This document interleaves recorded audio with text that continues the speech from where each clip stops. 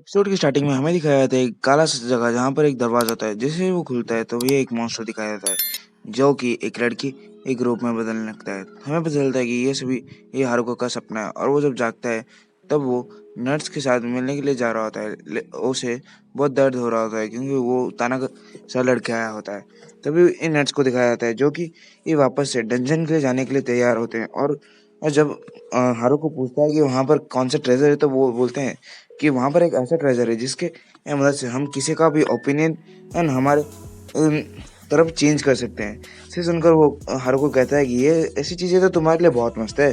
जो सुन के वो कहते हैं हाँ तुम्हारे लिए भी, क्योंकि तुम भी हमेशा सभी को नाराज़ करते रहते हो।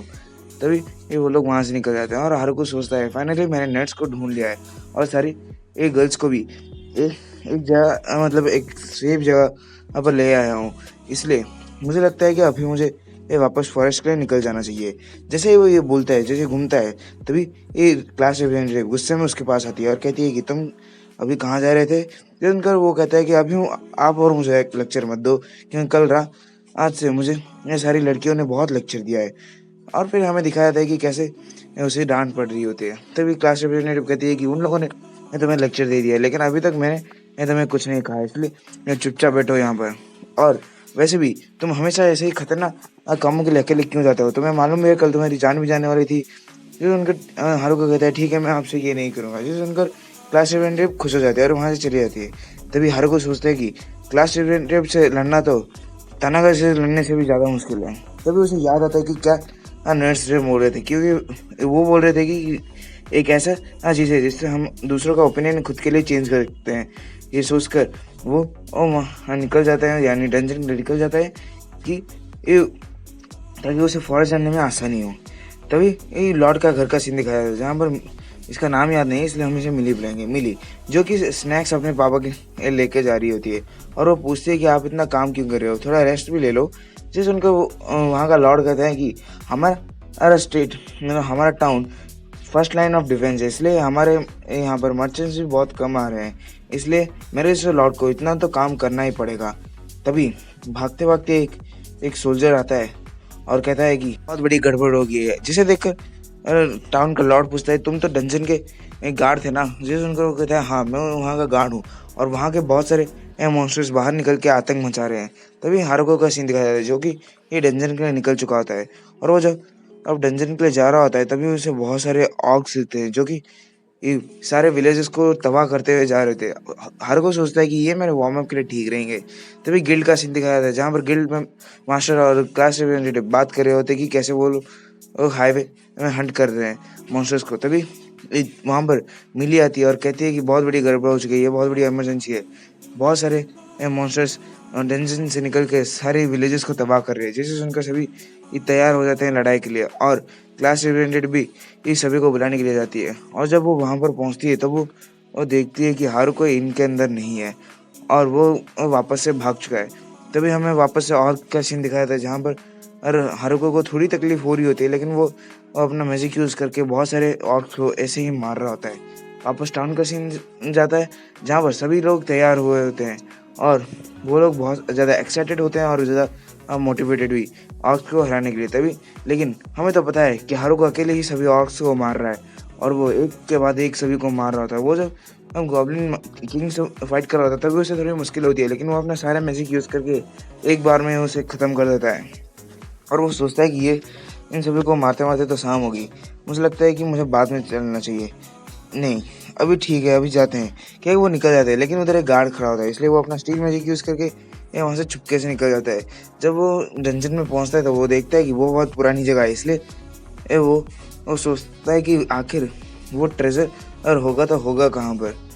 तभी ये उसे एक चेस्ट दिखाई देती है जिसके अंदर बहुत सारे सामान होते हैं। वो जैसे वो सारे चीज़ों को चेक करता है वो सारे के सारे बेकार की चीज़ें होती है। इसे देखकर हर कोई परेशान हो जाता है। वो सोचता है कि आखिर अच्छी चीज़ें कहाँ मिलेंगे। काश मेरे पास कोई होता जो कि मुझे ये बता सकता था कि अच्छी अच्छी चीज़ें कहाँ पर मिलती हैं डंजन में। तभी उसे उस ग्रैंडमा का सीन याद आता है जो जिससे कि उसने वो स्टाफ खरीदा था, इसलिए वो उस ग्रैंडमा से मिलने के लिए निकल जाता है। और तभी हमें वापस टाउन का सीन दिखाया था जहाँ पर ग्रैंड मास्टर कह रहे थे कि तुम्हें पक्का मालूम है ना कि ऑर्क्स हमला करने वाले हैं। वो कहती है आखिर मुझे कैसे मालूम चलेगा।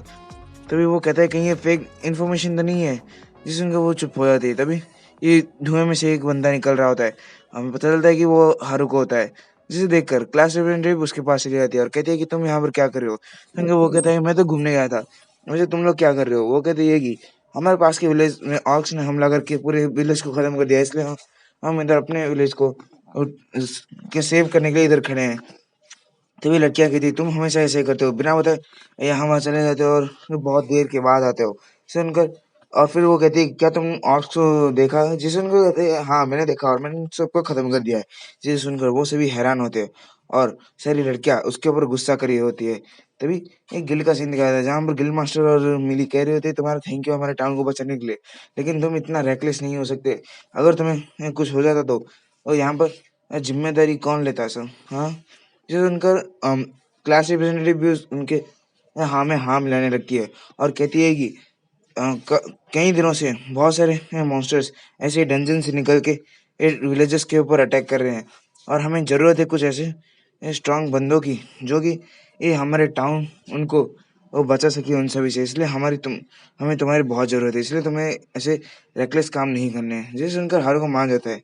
फिर हारू जब सोने जाता है तो वो सोचता है कि पहले तो सिर्फ क्लास रिप्रेजेंटेटिव और बाकी सारी लड़कियां थी जो मुझे डांटती थी, लेकिन अब मिली और गिल मास्टर भी ये उनके साथ मिल चुके हैं। इसलिए मुझे जल्दी ही मुझे एक आइटम ढूंढना पड़ेगा ताकि मैं आसानी से फॉरेस्ट के अंदर जा सकूं। तभी वो उस ग्रैंडमा के पास चले जाता है और उसे देखकर ग्रैंडमा डरने लगती है और कहती है कि प्लीज यहाँ से चले जाओ, मैं नुकसान होते हैं मैं और नहीं दे सकती। तो वो कहता है कि मैं आज कुछ खरीदने नहीं कुछ पूछने आया हूँ। क्या तुम्हें मालूम है कि ऐसी चीज जिसके द्वारा हम दूसरों के माइंड से हमारा ओपिनियन चेंज कर सकते हैं। जिसे सुनकर वो कहती है कि हाँ, मुझे मालूम है एक ऐसी चीज जिसके जो कि यहाँ पर पास के ही डंजन में मिलती है। जिसे सुनकर हर को उस ग्रैंडमा का कॉलर पकड़ता है और कहता है कहाँ पर है जल्दी बताओ, मुझे वो रिंग चाहिए ही चाहिए। सुनकर वो कहती है मुझे नहीं मालूम, वो तो कुछ नीचे के लेवल में होगा ना, जिसे जिसी जगह जहाँ पर किसी ने अब तक एक्सप्लोर नहीं किया हो। उनको वो कहते हैं कि आखिर कौन से फ्लोर में है? शायद 50 या फिर 100 फ्लोर में। जिसे सुनकर हर वो पूछता है कि आखिर उधर कितने फ्लोर है। जिसे उनको वो कहती है वहां पर कम से कम 100 फ्लोर है। अगर तुम्हें किसी भी फ्लोर को जाना है तो उससे पहले तुम्हें बॉस मॉन्स्टर्स को खत्म करना पड़ेगा। जिसे सुनकर हारुको थोड़ी देर के लिए डर जाता है और वो कहती है कि इस बार तो मैंने सुना है कि यहाँ पर डंजन एम्परर है जो कि डंजन किंग से दोगुना या 10 गुना शक्तिशाली माना जाता है। जिसे सुनकर हारुको वो सोचता है कि आखिर मैं उसे कैसे हराऊं। उसे हराने के लिए तो मुझे मैजिक आइटम्स की जरूरत पड़ेगी। उन सब की ये बातें नट्स सुन लेते हैं और जाकर क्लास रिप्रेजेंटेटिव और सारी लड़कियों को बता देते हैं। वो लोग फैसला करते हैं कि वो रिंग हारुको के पास नहीं जानी चाहिए और हमें वो रिंग किसी भी हालत में वहां से लानी है। फिर वो लोग निकल जाते हैं। तभी हम देखते हैं कि हारुको अपने ही मस्ती में झूमते झूमते जा रहा होता है और तभी उसे कुछ प्रेजेंस का फील होता है। वो देखते हैं कि सारी लड़कियां और उसके दोस्त भी उधर आ चुके होते हैं। तभी वो लोग लड़ाई करने लगते हैं कि तुम यहाँ क्यों आए। तभी क्लास रिप्रेजेंटेटिव कहती है कि हमें मालूम चला है कि हम उस ट्रेजर आइटम को ढूंढने आए हो जैसे दूसरों के ओपिनियन तुम्हारे लिए चेंज होता है। फिर उनको हारुको कहता है नहीं मैं ऐसे कुछ नहीं ढूंढने वाला, मैं तो जा रहा हूँ एक ऐसी चीज ढूंढने जिससे कि मैं बर्ड्स के साथ बात कर सकूं। जिसे सुनकर उन लोगों को विश्वास नहीं होता और वो लोग उसकी तरफ सबकी निगाहों से देखने लगते हैं, जिससे कि हारुको को पता चल चुका होता है कि उसे वो पकड़ा जा चुका है। इसलिए वो भाग जाता है। उसे डंजन का गार्ड भी रोकने की कोशिश करता है, लेकिन वो किसी की बात नहीं सुनता और वो कुछ ना कहकर वहां से चला जाता है। और तभी क्लास रिप्रेजेंटेटिव भी अपना कार्ड दिखा के वहां से चली जाती है और बाकी के सारे ये लोग भी। तभी हारुको सोचता है कि मुझे इन सबसे पहले उस रिंग को लेकर जाना पड़ेगा, वरना मेरा सारा प्लान खराब हो जाएगा। तभी क्लास कहती है कि तुम्हें अगर वो रिंग चाहिए तो ठीक है, लेकिन डंजन में से भागना बंद करो, वरना तुम किसी ट्रैप को ट्रिगर कर दोगे। जिसे सुनकर वो कहता है कि तुम्हें फिक्र करने की कोई जरूरत नहीं, क्योंकि मेरा अलग बहुत अच्छा है, मैं ऐसे ही किसी ये ट्रैप के अंदर नहीं गिरने वाला। ये लेकिन वो बाद में गिर जाता है। उसे बचाने की एक कोशिश क्लास से करती है, लेकिन वो उसका हाथ नहीं पकड़ पाती, जिसके कारण वो नीचे गिरने लगता है। हारुको सोचता है कि क्या उधर नीचे एक कोई जगह है जहाँ पर मैं ये अच्छे से सेफ लैंड कर सकता हूँ। अगर है तो मुझे ये अपना अर्थ मैजिक यूज़ करके ये करना पड़ेगा। फिर वो देखता है कि हाँ, उधर एक छोटी-सी जगह है, लेकिन उधर क्या वो कर पाएगा? फिर वो अपना अर्थ मैजिक यूज़ करता है और सेफली बच भी जाता है। वो सोचता है कि मुझे वापस से ऊपर जाना पड़ेगा, वरना इधर का फाइनल बॉस मुझे मार देगा। तभी वो फ्लाई इट मुझे यूज़ करना लगता है, लेकिन काम नहीं करता, क्योंकि वो सोचता है कि इधर तो चलने की जगह ही नहीं है, तो मैं कैसे जाऊँ? इसलिए मुझे एक और कोई ये जगह ढूँढना पड़ेगा जहाँ से मैं आराम से निकल सकूँ। तभी वो अपना स्टेटस बार खुलता है और देखता है कि उसके पास एक और नई स्किल आ चुकी है, जिसकी वज़ह से वो सारी ट्रैप्स देख सकता है और कहाँ पर क्या है वो भी। फिर वो जैसे ही उसे ये यूज़ करता है, वो देखता है कि वो वो 101 नंबर फ्लोर पे है। इसे देखकर हारुको सोचता है, मैं फाइनल बॉस को तो छोड़ो, मैं डायरेक्ट सीक्रेट बॉस के चैम्बर में आ चुका हूँ। पता नहीं मैं इसे हरा पाऊँगा या फिर नहीं।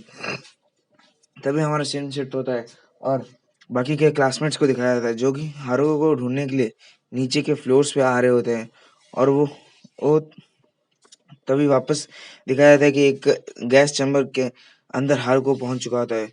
वहां पर बहुत सारे लैंप्स होते हैं और वो अपने आप ही जल रहे होते हैं। जब हारुको वो वहां पर पहुंचता है तो वो देखता है कि वहां पर एक डोर है, जो कि बहुत बड़ा है। इसलिए हारुको डरते डरते उसे खोलने का तय करता है और जैसे वो खोलता है उसे, तो बहुत ज्यादा म्यूजिक प्रेशर और उसके पास ऊपर आने लगते हैं। फिर वो जब अंदर देखता है तो वहां पर एक बहुत खतरनाक सा मॉन्स्टर होता है। इसे देखकर हारुको डर जाता है और वो जब अपना अप्रेज़ल स्किल यूज़ करता है, तो उसे पता चलता है कि वो डेंजन एम्परर है और वो लेवल 100 का है। तभी हमें वापस से क्लासमेट्स का सीन दिखाया जाता है। वहाँ पर वो 47th फ्लोर में पहुँच चुके थे और वो लोग डिस्कस कर रहे होते हैं कि वो लोग आखिर हारुको को कैसे बचाएँ। तभी ए सुजुमे कहती है कि यहाँ पर तो एक टेलीपोर्टेशन गेट है, ये तो हर फ्लोर में है, तो हर कोई इसे यूज़ करके क्यों नहीं आता था? तभी ये उनमें से एक बंदा कहता है, मतलब नट्स में से एक कहता है कि क्योंकि वो डायरेक्ट नीचे गिरा है, इसलिए उसने एक भी ये टेलीपोर्टेशन एंड पोर्टल एक्टिवेट नहीं किया है, इसलिए वो डायरेक्ट नहीं आ सकता। और फिर इस जोक्स में से एक कहता है कि चिंता मत करो, वो बहुत शक्तिशाली है और वो बहुत समझदार भी है। वो कैसे ना कैसे करके सेफ़ली ये बाहर निकल ही जाएगा। तभी उनमें से एक और कहता है कि लेकिन ये एक एंशिएंट डंजन है, जहाँ पर अगर डंजन किंग के साथ डंजन एम्परर भी है, जो कि बहुत खतरनाक होता है। जैसे उनको लड़कियाँ कहती है, लेकिन ये तो सिर्फ़ मैथ्स है ना, ऐसी कोई एक चीज़ नहीं है। और वैसे भी हम 40 फ्लोर से ऊपर आ चुके हैं और हमने बहुत खतरनाक-खतरनाक मॉन्स्टर्स के साथ फाइट किया है। ना जाने नीचे और कितने खतरनाक होंगे। तभी ये उनमें से एक लड़की मतलब फिसकर उठती है और कहती है कि तुम लोग कितने डरपोक हो। हारुका ने ना जाने हमारे लिए कितनी बार लड़ा है, हमें कितनी बार बचाया है। इस बार हमारी चांस है कि हम उसकी मदद करें। तभी सुज़ुमी भी कहती है, हाँ, तुमने ठीक कहा, हमें ऐसे डरना नहीं चाहिए और उसे बचाने के लिए एक ट्राई तो करना ही चाहिए। ये देखकर क्लास रेप भी खुश हो जाती है। तभी हमें वापस से सीन शिफ्ट होता है वो मॉन्स्टर की तरफ, जिसके ऊपर अप्रेज़ल स्किल भी काम नहीं कर रही होती, जिसके स्किल हमारा हारुको पता नहीं लगा पा रहा था। लेकिन हारुको सोचता है कि अगर तानागा भी यहाँ पर होता तो वो भी कुछ नहीं कर पाता, क्योंकि वो घबरा रहा होता है। लेकिन वो हिम्मत करके लड़ाई के लिए निकल जाता है और उसके ऊपर डायरेक्ट एक स्ट्राइक करने एक लिए उड़ता है। लेकिन वो जब अब स्ट्राइक करने के लिए जाता है, तभी उसके ऊपर और वो मॉन्स्टर एक स्लैश लगा देता है, जिससे कि हारुको जैसे-तैसे करके बचता है और वो सोचता है कि आखिर ये मॉन्स्टर कितना ताकतवर है। मेरे एक इस सारे मैजिक भी कोई यूज़फुल नहीं है इसके आगे। और तभी वो अपना स्टाफ घुमाता है, लेकिन उससे भी वो बच जाता है। फिर वो सोचता है आखिर मैं क्या करूँ जिससे कि मैं इसे हरा सकूँ। इसी के साथ हमारा ये एपिसोड खत्म होता है। हम मिलेंगे आपसे ऐसे ही किसी नए एपिसोड में। तब तक के लिए बाय बाय और सी यू। और हाँ, मुझे मालूम है आज मैंने अच्छे से एक्सप्लेन नहीं किया है, क्योंकि मुझे आज कहीं पर जाना था, इसलिए मैं जल्दी-जल्दी में एक्सप्लेन करने का कर रहा था। इसलिए सॉरी।